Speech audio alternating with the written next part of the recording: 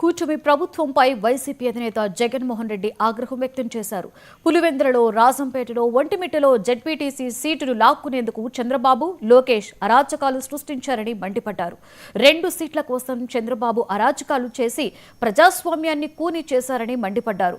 రాష్ట్రాన్ని రౌడీల రాజ్యం దిశగా నడిపిస్తున్నారని ఆవేదన వ్యక్తం చేశారు. బాబు ముఖ్యమంత్రిగా తనకున్న అధికారాన్ని దుర్వినియోగిస్తూ అధికారులను చెప్పు చేతుల్లోకి తీసుకుని పోలీసులను వాడుకుని ఈ ఎన్నికలను తీవ్రవాదుల హైజాక్ చేశారని విమర్శించారు.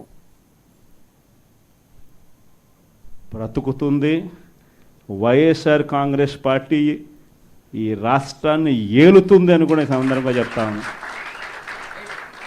మరో 30 సంవత్సరాలు ఏళ్తామని కూడా ఈ సందర్భంగా కూడా మరి గట్టిగా కూడా చెప్తాను.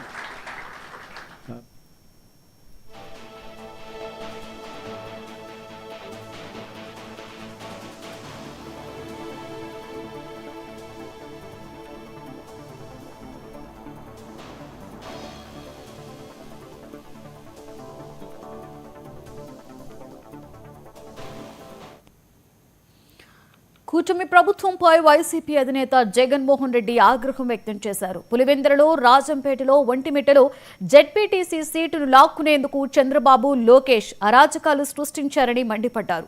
2 సీట్ల కోసం చంద్రబాబు అరాచకాలు చేసి ప్రజాస్వామ్యాన్ని కూని చేశారని మండిపడ్డారు.